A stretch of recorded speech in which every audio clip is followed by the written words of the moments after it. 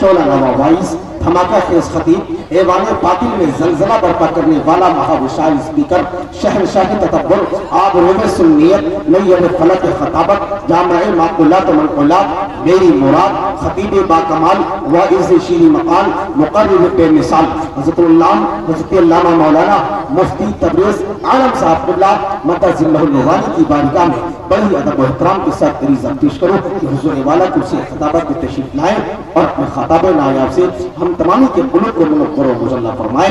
जरा दोनों हाथों को उठा करके लहरा करके जवाब दे दे, नारे तकबीर, नारे रिसालत, मसलके आला हज़रत। अस्सलामु अलैकुम व रहमतुल्लाहि तआला व बरकातुहू।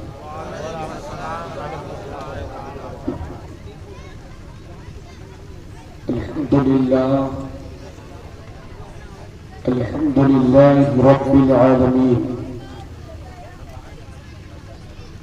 वस्सलातु वस्सलामु अला सय्यिदिल मुरसलीन व अला आलिहि व अस्हाबिहि अजमईन। अम्मा बाद फ़अऊज़ु बिल्लाहि मिनश शैतानिर रजीम।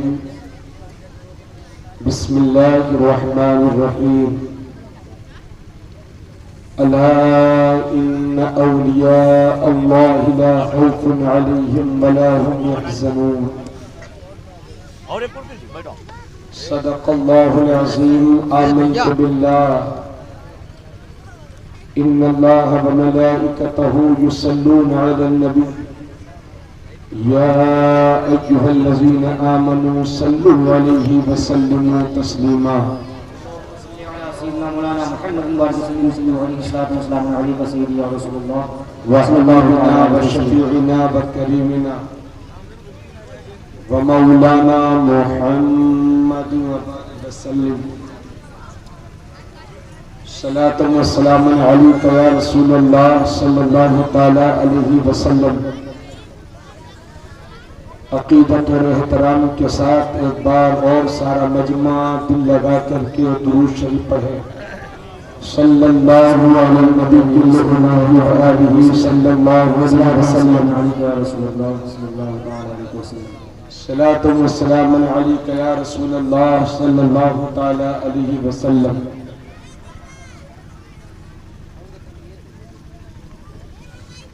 मोहतरम हजरात, आज कोई अज़ीम शान जलसा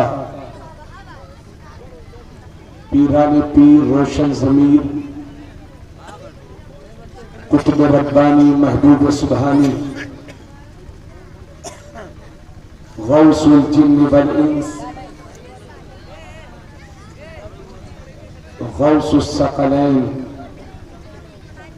सय्यदुना व मुर्शिदुना सरकार गौस आज़म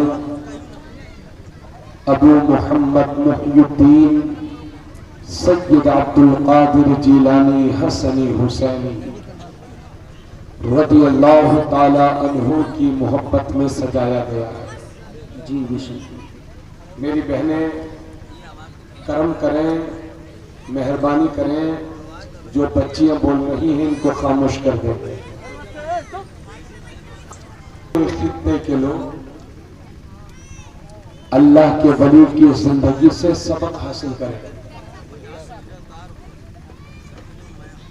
मोहतरम हजरात, इस शानदार एहतमाम और इंतजाम के लिए मैं दिल की अताह गहराइयों से मुबारकबाद पेश करूंगा। तय करे खुलूस व वफा हजरत अल्लामा व मौलाना मोहम्मद नूरुल हसन कादरी साहब को, हजरत मौलाना मोहम्मद तौहीद रजा साहब और जनाब भाई रिजवान साहब और इस बस्ती के हर बच्चे, हर भाई को और अतराफ के तमाम सुन्नी मुसलमान भाइयों को बहुत बहुत मुबारकबाद। अल्लाह रब्बुल इज्जत आज की इस शब को कबूल फरमाए, आमीन। और जमाते रज़ाए मुस्तफ़ा की जानिब से अपने आए हुए तमाम मेहमानों का शुक्रिया भी अदा करूंगा اللہ آپ سب کو سلامت رکھے، غوث اعظم کے خصوصی فیضان سے ہم سب کو مالا مال فرمائے، آمین ثم محترم حضرات، آج کا یہ عظیم الشان جلسہ جس میں ہم بات کریں گے اللہ کے محبوب بندوں کی، سامعین، میرے نبی کی آمد سے پہلے اللہ نے بہت سارے انبیاء کرام کو اس دنیا میں بھیجا اور بہت سارے دین آئے، اور اس دین کو آگے بڑھانے کے لیے اللہ نے انبیاء کرام کو بھیجا، وہ تشریف لائے اور ان کے دینوں کو آگے بڑھاتے گئے۔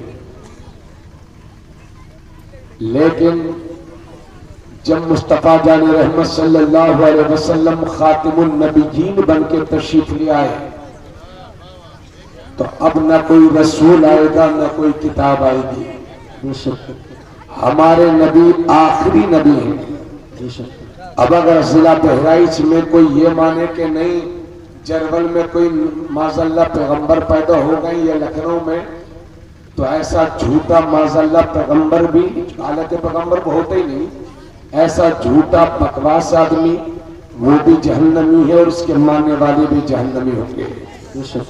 حضرات، اب نہ کوئی کتاب آئے گی نہ کوئی رسول آئے گا اور نہ کوئی دین آئے گا، اللہ نے آخری دین کی شکل میں دین اسلام کو بھیجا، آخری نبی کی شکل میں ہمارے نبی کو بھیجا، اور آخری کتاب کی شکل میں اللہ نے قرآن نازل فرمایا۔ اور مسلمانوں، اپنی قسمت پر جتنا بھی ناز کرو وہ کم ہے۔ اللہ کا شکر ادا کرتے ہیں ہم اس بات پر کہ آخری نبی بھی ہمارے حصے میں آیا، آخری دین بھی ہمارے حصے میں آیا ہے، اور آخری کتاب بھی ہمارے حصے میں آیا۔ سبحان اللہ، بہت خوب۔ میرے لاؤڈ اسپیکر والے بھائی، ایکو بالکل بند کر دیجئے، آواز کو بالکل کلیئر کر دیجئے۔ اللہ کا شکر ہے، اور تھوڑا سی آواز بڑھائیے۔ اللہ کا شکر ہے کہ آخری کتاب بھی ہمارے حصے میں آئی، آخری نبی بھی ہمارے حصے میں آئے، اور آخری دین بھی ہمارے حصے میں آیا۔ لیکن سوال یہ پیدا ہوتا ہے کہ جو دین سب سے بڑا ہے، جو دین سب سے اہم ہے، وہ قیامت تک رہے گا، لیکن اور دینوں کو آگے بڑھانے کے لیے اللہ اس دھرتی پہ نبیوں کو بھیجتا رہا ہے۔ آج تو بہت سارے بدعقیدہ لوگ مسلمانوں کو یہ بھی سکھانے میں لگے ہیں کہ ہر دھرم کے ماننے والے ہادی ہوتے، معاذ اللہ نبی ہوتے، پیغمبر ہوتے۔ جھوٹے ہیں وہ لوگ جو اللہ کے نبیوں کے سوا کسی دوسرے کو ہادی اور نبی کہتے ہیں۔ اللہ ان کی زبانوں، اللہ ان پر لعنت فرمائے جو مسلمانوں کو گمراہ کرنے کا کام کر رہے ہیں۔ حضرات، تو اب سوال یہ ہے کہ اس دین کو آگے کون بڑھائے گا؟ قیامت تک اس دین کو رہنا ہے، تو اب اس دین میں تجدید کون کرے گا؟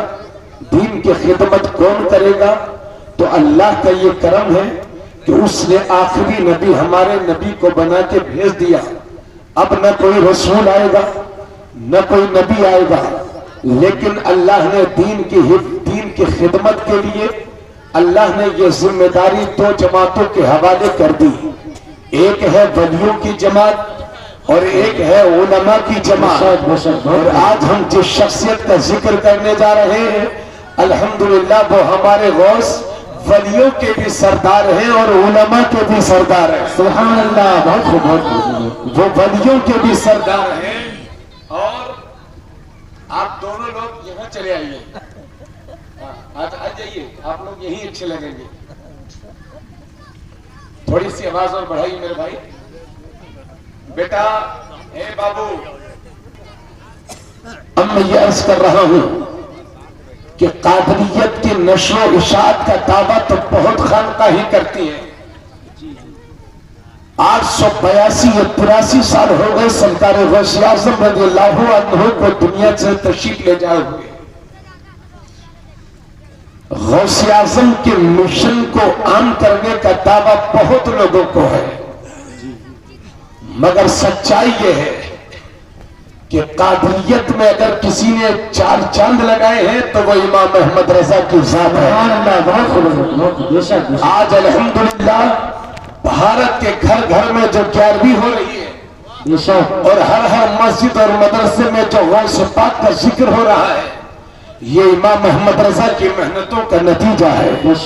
وہ امام احمد رضا کہ جنہوں نے ہر سنی کو سکھا دیا کہ غوث اعظم امام متقابل نقا جلوہ شان قدرت پہ لاکھوں سلام، قادری کر قادری رکھ قادریوں میں اٹھا قدر عبد القادر قدرت نما کے واسطے۔ ذرا ذہنوں کو حاضر فرمائیں گے، آپ کے کام کے لائق انشاءاللہ باتیں ہوں گی۔ بھائی آپ کے میں نے پیسے قبول کیے، یہ 4 انگوٹھی نکال کے صرف 1 چاندی کی پہنو، باقی 1 چاندی کی انگوٹھی کے سوا مردوں کو 4-5 انگوٹھیاں اور یہ سونے کی چینیں جو پہلے گھوم رہے ہو نا، یہ جہنمی زیور ہے، جہنمی زیور۔ اللہ سے ڈرو، سمجھ گیا؟ حضرات ذرا ذہنوں کو قریب فرمائیں اور ہنسلو مذاق اڑا دو، ہے نا؟ سب سے اچھی قوم جو ہے نا آپ ہی ہو، ہنسو خوب ہنسو۔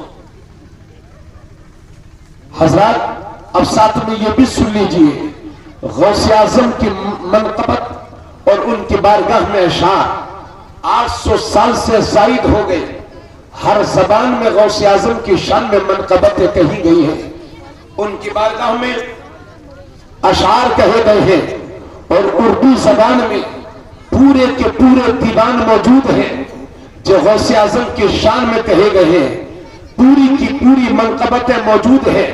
ہر شاعر نے اپنی حیثیت کے مطابق بارگاہ غوثیت مآب میں خراج عقیدت پیش کیا ہے، مگر ان علماء کی موجودگی میں ایک دل کو چھونے والی بات عرض کرتا ہوں۔ حضرات دنیا کے سارے شعراء کے دیوان ایک طرف رکھ دو، دنیا کے سارے شعراء کے اشعار ایک طرف رکھ دو، اور امام احمد رضا کے وہ چند اشعار ایک طرف رکھ دو، تو وہ چند اشعار دنیا کے سارے شعراء کے پورے دیوان پر بھاری نظر آئیں گے۔ سبحان اللہ! کیا کہا ہے امام احمد رضا نے؟ اب دل لگا کر کے سن لیجیے۔ اعلیٰ حضرت عرض کرتے ہیں، واہ کیا مرتبہ اے غوث ہے بالا تیرا، واہ کیا مرتبہ اے غوث ہے بالا تیرا، اونچے اونچوں کے سروں سے ہے قدم اعلیٰ تیرا، اونچے اونچوں کے سروں سے ہے قدم اعلیٰ تیرا، سر بھلا کیا کوئی جانے کہ ہے کیسا تیرا۔ نکال دیے میرے بھائی، بس میں سمجھوں گا میں نے دین کا کام کرتا۔ اللہ آپ کو سلامت رکھے، بہت اچھی بات، خوشی کی بات۔ سر بھلا کیا کوئی جانے کہ ہے کیسا تیرا، سر بھلا کیا کوئی جانے کہ ہے کیسا تیرا، اولیاء ملتے ہیں آنکھیں وہ ہے تلوہ تیرا، اولیاء ملتے ہیں آنکھیں وہ ہے تلوہ تیرا، اور کیا دبے جس پہ حمایت کا ہو پنجہ تیرا۔ حمایت کہتے ہیں مدد کو، کیا دبے جس پہ حمایت کا ہو پنجہ تیرا۔ سنیوں ہم سب غوث پاک کی سرپرستی میں جی رہے ہیں، اور الحمدللہ ہم بھارت کے غریب سنی مسلمانوں کے سروں پر کل بھی غوث اعظم کا دست حمایت تھا، آج بھی ہے، اور انشاءاللہ صبح قیامت تک رہے گا۔ آپ غوث اعظم کی سرپرستی میں جی رہے ہو، ان کا کتا شیر کو خطرے میں نہیں لاتا، تو پھر کسی گیدڑ اور بھیڑیے سے آپ کو ڈرنے کی ضرورت نہیں ہے۔ ضرورت اس بات کی ہے کہ غوث پاک کی تعلیم پر عمل کیا جائے۔ کیا دبے جس پہ حمایت کا ہو پنجہ تیرا، شیر کو خطرے میں لاتا نہیں کتا تیرا، شیر کو خطرے میں لاتا نہیں کتا تیرا۔ تو حسینی حسنی کیوں نہ محی الدین ہو۔ حضرات غوث اعظم اپنے والد کی طرف سے حسنی سید ہے اور ماں کی طرف سے حسینی سید ہے۔ ایسا سید جس کے باپ بھی سید ہو اور جن کی ماں بھی سید ہو، انہیں نجیب الطرفین کہتے ہیں، شریف الطرفین کہتے ہیں۔ اعلیٰ حضرت عرض کرتے ہیں، تو حسینی حسنی کیوں نہ محی الدین ہو، ایک خضر مجمع بحرین ہے چشمہ تیرا، ایک خضر مجمع بحرین ہے چشمہ تیرا۔ اتنا تو بہت سنا ہوگا، اب اس کے آگے سنیں۔ आला हजरत गौसे पाक की बारगाह में अर्ज करते हैं, नबवी मी अलवी फसल बतूली गुलशन। बेशक, बहुत खूब, बहुत खूब। यार आवाज ठीक है, माइक अच्छा थोड़ी सी बढ़ा दीजिए ना, आवाज को खींच रहा है। नबवी मी अलवी फसल बतूली गुलशन। आला हजरत कहते हैं, मेरे गौस आप नबी के करम की सखावत की बारिश है, और उस बारिश से जो फसल होती है वो अली वाली है, अलवी है, और उस फसल में उस मौसम में जो बाग उगता है वो फातिमी है, और उस बाग में जो फूल खिलता है वो हसनी है, और उस फूल से जो खुशबू आती है वो हुसैनी है। नबवी मी अलवी फसल बतूली गुलशन, हसनी फूल हुसैनी है महकना तेरा, और नबवी जिल अलवी बुर्ज बतूली मंजिल, हसनी चांद हुसैनी है उजाला तेरा। नबवी खुर अलवी को बतूली मादिन, हसनी लाल हुसैनी है उठ तजल्ला तेरा, हसनी लाल हुसैनी है तजल्ला तेरा। तुझसे दर से सग, और सग से है मुझको निस्बत, मेरी गर्दन में भी है दूर का डोरा तेरा। इस निशानी के जो सग है नहीं मारे जाते, हर्ष तक मेरे गले में रहे पट्टा तेरा। मेरी किस्मत की कसम खाए सगाने बगदाद, हिंद में भी हूँ तो देता रहो पहरा तेरा। और सब मिल के बोलो, पद सही चोर सही, मुजरिमों नकारा सही, वो कैसा ही सही है तो करीमा तेरा। फख्र आका में रसा और भी एक नज़्म रफी, चल लिखा लाए सला खानों में चेहरा तेरा। और मेरे इमाम गौसे पाक के दुश्मनों को ललकारते हुए कहते हैं, अलामा कह रहे हैं गौस वो तीखा तेरा, मर के भी चैन से सोता नहीं मारा तेरा। बादलों से कहीं रुकती है कड़कती बिजली, ढाले छट जाती है उठता है जो तेगा तेरा। अक्ल होती तो खुदा से न लड़ाई लेते, ये घटाए उसे मंजूर बढ़ाना तेरा। तू घटाए से किसी के न घटा है न घटे, जब बढ़ाए तुझे अल्लाह ताला तेरा। वरफ़अना लक ज़िक्रक है, साया तुझ पर बोल वाला है तेरा। जिक्र है ऊंचा तेरा, मिट गए मिटते हैं मिट जाएंगे आधा तेरे, न मिटा है न मिटेगा कभी चर्चा तेरा। नारे तकबीर, नारे रिसालत, नारे रिसालत, मसलके आला हज़रत, जश्न हौफी बरा, जश्न हौफी बरा, नारे तकबीर। जरा मोहब्बत से पूरा मजमा गौसे पाक के नाम पे बोले सुभान अल्लाह। हज़रात अब मिजाज समझ गए हूं तो दिल थम के बैठिए और कुछ दिन की बातें सुनिए। आज सिर्फ तबरेज आलम कादरी करामतें नहीं सुनाएगा, बल्कि कौन को यह बताने की जरूरत है कि गौसे पाक मीनारे नूर का नाम है, गौसे पाक मीनारे हिदायत का नाम है। उनकी जिंदगी से लो लगा लो बेड़ा पार है। हजरत आज मैं उस गौस की बात करता हूं कि जिनका नाम है सैयद अब्दुल कादिर। क्या नाम है? मगर बार बार आपसे कहलवाने से बेहतर है एक बात और बता दूं। तफरीहुल खातिर में यह बात लिखी हुई है कि जो बगैर वुजू गौसे पाक का नाम जबान पर लाता है उसके रिस्क में तंगी आती है, वो तंगदस्ती का शिकार हो जाता है। इसलिए जब कभी भी आप वुजू से ना हो और उनका नाम लेने की जरूरत आप महसूस करें तो बड़े पीर कह लिया करें। सोचे तो सही कि जब गौस का नाम बगैर वुजू लाना जबान पर लाना बेअदबी है तो फिर गौसे पाक के नाना जान मोहम्मदुर रसूलुल्लाह उनका नाम जबान पर बेवुजू लाना ये कहां का अदब होगा। इसलिए अदब करो नामों का, अदब करो उनकी जात का।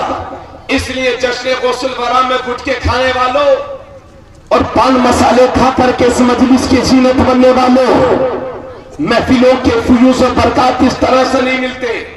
अगर गुटके खत्म हो गए हो तो दोबारा डालने की कोशिश मत करना, वरना कोई जरूरी नहीं है कि आप पर निगाहे गौसे आजम हो जाए। मैं दुआ करूंगा आपके लिए, मगर फिर भी अदब बजा लाइए। हजरत उस गौस की बात करता हूं, उनके वालिद का नाम है सैयद मूसा, उनकी कुनियत है अबू साले اور ان کا لقب ہے جنگی دوست، اور ان کی ماں کا نام ہے ام الخیر فاطمہ۔ ملک ایران کے شہر جیلان کے قصبہ نیف میں پہلی رمضان المبارک 570 یا 71 ہجری یعنی 1075 یا 77 یا 78 عیسوی کو سرکار غوث اعظم اس دنیا میں تشریف لائے۔ میرے نبی کے 460 سال کے بعد جب دین کمزور ہو گیا تھا تو اللہ نے دین میں جان پھونکنے کے لیے اور دین میں تازگی پیدا کرنے کے لیے اللہ نے ایران کی دھرتی پہ سرکار غوث اعظم رضی اللہ تعالیٰ عنہ کو بھیج دیا، اور وہ اس شان کے ساتھ تشریف لائے، اس شان کے ساتھ یہ بھی سن لو کہ جب میرے نبی دنیا میں تشریف لائے تو میرے نبی کے دونوں کاندھوں کے بیچ میں مہر نبوت تھی، یعنی بالوں کا کچھ حصہ ابھرا ہوا تھا اور اس پر لکھا ہوا تھا محمد رسول اللہ، اسے مہر نبوت کہتے ہیں۔ تو جب میرے نبی دنیا میں تشریف لائے تو مہر نبوت دونوں کاندھوں کے بیچ میں تھی، اور اللہ کے نبی کے کرم سے جب غوث پاک دنیا میں تشریف لائے تو دونوں کاندھوں کے بیچ میں میرے نبی کے قدم پاک کے نشان تھے، کیونکہ جب میرے نبی شب معراج کے سفر کے لیے تشریف لے گئے تو ان کے قدم غوث پاک کے کاندھوں کے بیچ میں پڑے ہیں۔ سبحان اللہ سبحان اللہ، پورا مجمع بولے سبحان اللہ سبحان اللہ سبحان اللہ۔ اور آپ حیرت کریں گے جب میرے پیغمبر دنیا میں تشریف لائے، میری ماں بہنیں سنیں گی، جب میرے پیغمبر دنیا میں تشریف لائے تو اس پوری دنیا کے اندر اللہ نے کہیں لڑکی نہیں عطا فرمائی، کہیں بھی لڑکی نہیں عطا فرمائی، کیونکہ میری نبی کی آمد سے پہلے بیٹیوں کے مرڈر ہوتے تھے، بیٹیوں کے قتل ہوتے تھے، اس دور میں بھی بیٹیوں کے قتل ہوتے تھے، بیٹیوں کے قتل آج بھی ہو رہے ہیں۔ فرق یہ ہے کہ اس دور میں پیدا ہونے کے بعد زندہ دفن کر دیا جاتا تھا، آج کے دور میں ان بیٹیوں کے پیٹ میں ہی مرڈر ہو رہے ہیں۔ تو جس سال میرے نبی دنیا میں تشریف لائے اس پورے سال اللہ نے اس پوری دنیا کے اندر کہیں لڑکی نہیں عطا فرمائی، کہیں ایسا نہ ہو کہ اگر کہیں لڑکی پیدا ہو جائے اور اس کا مرڈر ہو جائے، اس کو زندہ دفن کر دیا جائے تو میرے محبوب کی آنے کے سال پر داغ لگ جائے، اور تاریخ پڑھنے والے اتہاس لکھنے والے جب اتہاس لکھے اور تاریخ پڑھے تو وہ یہ بھی کہیں کہ جس سال پیغمبر تشریف لائے اس سال بھی بیٹیوں کا قتل ہوا ہے، اس سال بھی بیٹیوں کو زندہ دفن کیا گیا ہے۔ اللہ نے اس داغ سے بچانے کے لیے اس پوری دنیا کے اندر کہیں لڑکی نہیں عطا فرمائی، بلکہ پوری دنیا میں جہاں جہاں بچے پیدا ہونے تھے اللہ نے لڑکے ہی لڑکے عطا فرمائے۔ اور دوسری بات یہ ہے کہ جب لڑکی پیدا ہوتی ہے لوگ تب بھی خوش ہوتے ہیں، لیکن جب لڑکے پیدا ہوتے ہیں تو خوشیوں کا ٹھکانہ نہیں رہتا۔ تو اللہ نے اپنے محبوب کی آمد کے ساتھ ہر گھر میں جہاں جہاں بچے پیدا ہونے تھے لڑکے ہی لڑکے عطا فرمائے، تاکہ ہر گھر میں خوشی آ جائے، میرے محبوب کا قدم، میرے محبوب کے قدموں کی برکتیں سب کو مل جائے۔ سبحان اللہ۔ تو جس سال میرے پیغمبر تشریف لائے اس سال اس پوری دنیا کے اندر اللہ نے کہیں لڑکے نہیں عطا فرمائی، بلکہ پوری دنیا کے اندر لڑکے ہی لڑکے اللہ نے پیدا فرمائے۔ اور تو یہ بھی سن لو، جس رات شہر جیلان میں غوث اعظم تشریف لائے اس پوری رات میں کہیں لڑکی نہیں پیدا ہوئی، بلکہ جہاں جہاں بچے پیدا ہو رہے تھے اللہ نے لڑکے ہی لڑکے عطا فرمائے۔ اور ایک روایت تو میں نے یہ بھی پڑھی ہے کہ اس رات میں شہر جیلان میں 1100 لڑکے پیدا ہوئے، 1100 لڑکے۔ اور جب لڑکے زائد ہوتے ہیں تو کوئی شرابی ہوتا ہے، کوئی کبابی ہوتا ہے، کوئی جواری ہوتا ہے، کوئی جھوٹا ہوتا ہے، کوئی بے نمازی ہوتا ہے، کوئی فاسق ہوتا ہے، مگر قربان ہو جاؤ سبحان اللہ، جس رات میں شہر جیلان میں 1100 لڑکے پیدا ہوئے ان میں کوئی شرابی نہ بنا، کوئی کبابی نہ بنا، کوئی جواری نہ بنا، کوئی جھوٹا نہ بنا، بلکہ اللہ نے سب کو ولی بنا دیا تھا۔ سبحان اللہ۔ نعرہ تکبیر، نعرہ رسالت، نعرہ رسالت، مسلک اعلیٰ حضرت، مسلک اعلیٰ حضرت، جشن غوث الورا، جشن غوث الورا، نعرہ رسالت۔ بہت خوبصورت، بہت خوبصورت، سبحان اللہ، بہت خوبصورت۔ ذرا پورا مجمع غوث پاک کے نام پہ مچل کے بولے سبحان اللہ، سبحان اللہ، اور زور سے بولیے سبحان اللہ، سبحان اللہ۔ اب ذرا ذہنوں کو اور قریب کریں۔ جب غوث پاک پڑھنے کے لائق ہو گئے، میں بچپن سے بیان کر کے روایتیں بیان نہیں کروں گا، ایک سبق حاصل کرنے کی کوشش کریں ان کی زندگی سے. جب وہ پڑھنے کے لائق ہو گئے تو ان کی ماں انہیں مدرسہ لے کے گئی.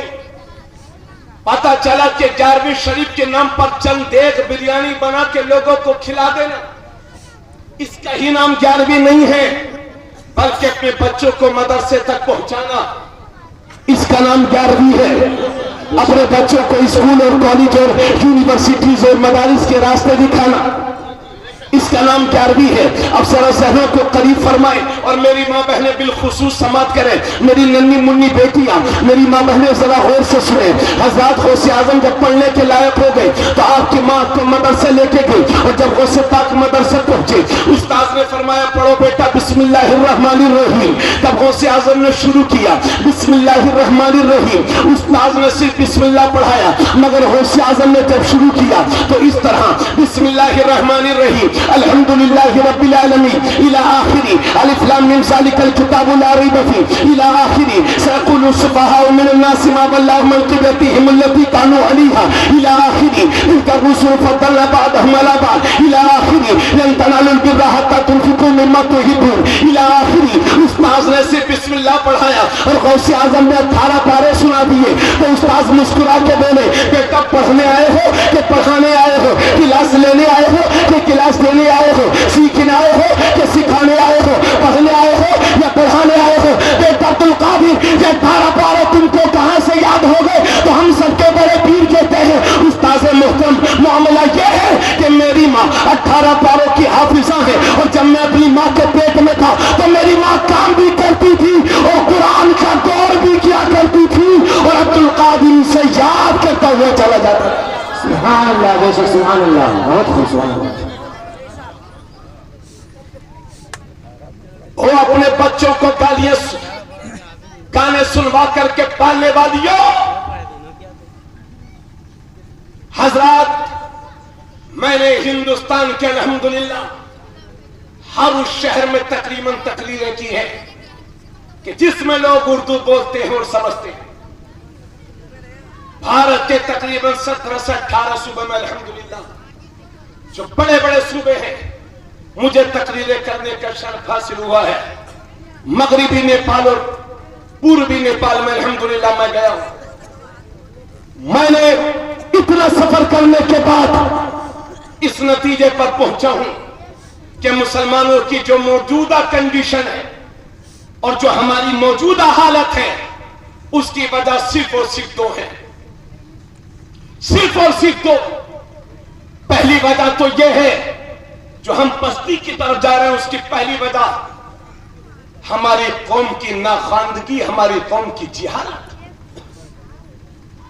سچر کمیٹی کی رپورٹ یہ بتاتی ہے کہ 2.5% سے بھی کم ہیں ہم پڑھے لکھے. 2.5% سے بھی کم پڑھے لکھے ہم.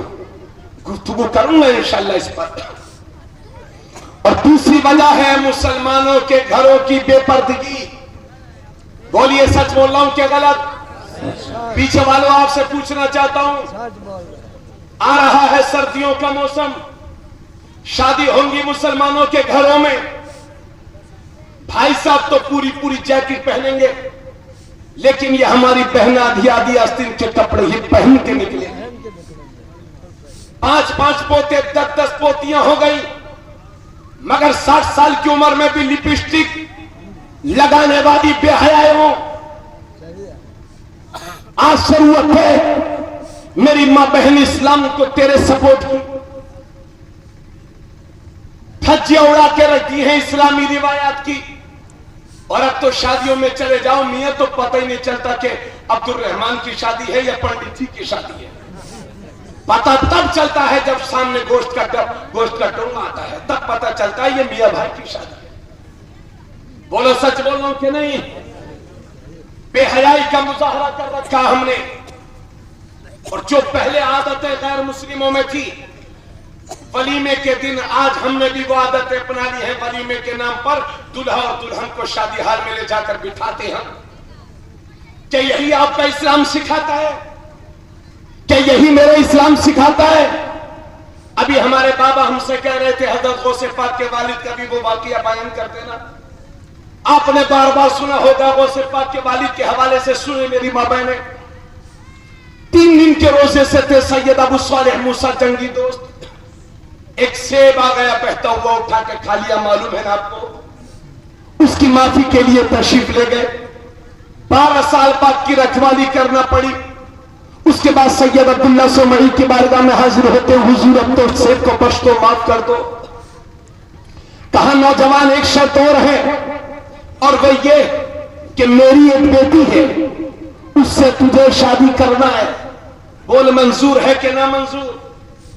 اس کے بعد غوث پاک کے نانا جان سید عبداللہ سمعی کہتے ہیں نوجوان یہ بھی سن لے، نکاح سے پہلے یہ بھی سن لے، جس لڑکی کے ساتھ تیری شادی ہوگی، جس کا تیرا نکاح ہوگا، وہ آنکھوں سے بھی معذور ہے، وہ پیروں سے لنگڑی ہے، ہاتھوں سے لنگی ہے، کانوں سے بہری ہے، آنکھوں سے اندھی ہے، اس کے ساتھ تیرا نکاح ہونا ہے، بولے منظور ہے کہ نہیں؟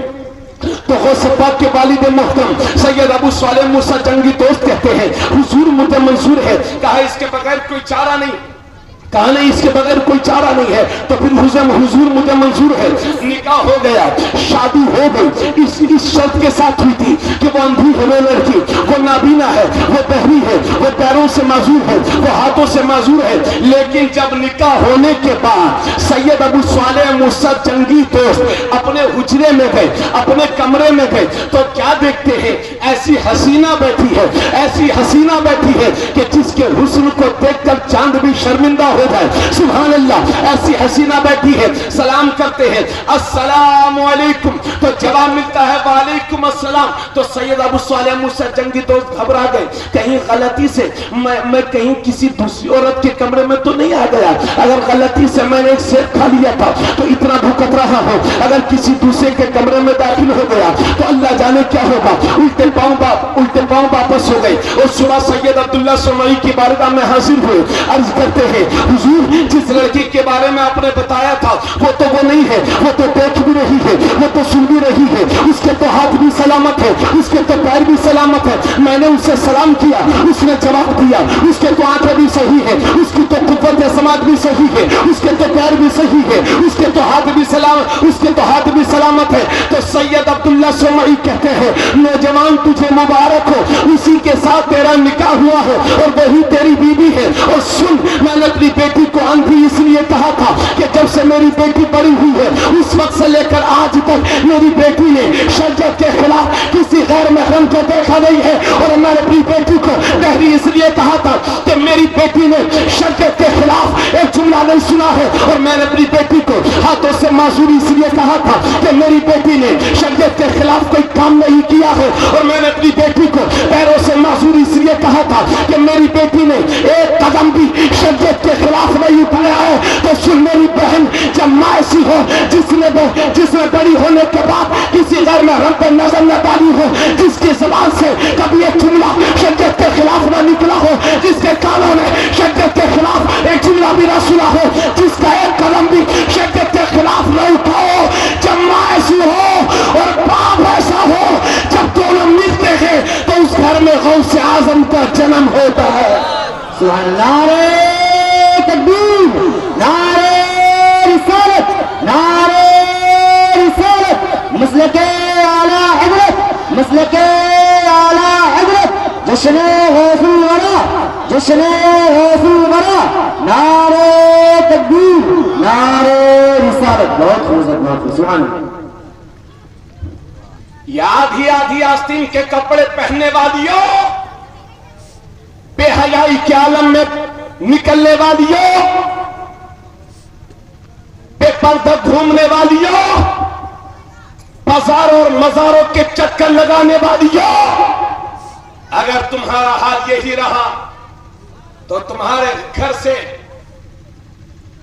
شیطان کا چیلا تو پیدا ہو سکتا ہے مگر غلام غوث اعظم نہیں پیدا ہو سکتا۔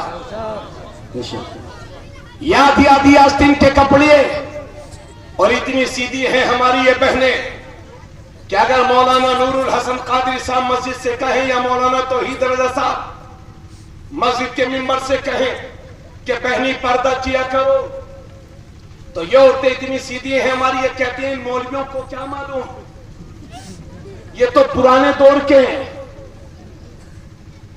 یہ مولوی تو ہمارے گھروں کو ہمارے لیے جیل بنا دیں گے.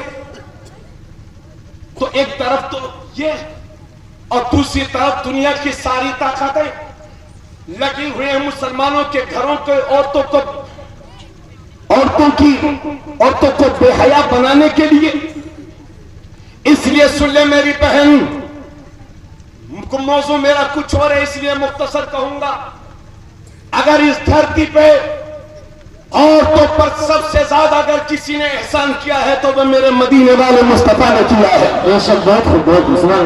25 سال کی عمر میں میرے نبی کنوارے اور شادی کرتے ہیں 40 سال کی بیوہ حضرت خدیجہ سے، جو ایک شوہر سے بیوہ نہیں تھی، دو شوہروں سے بیوہ تھی.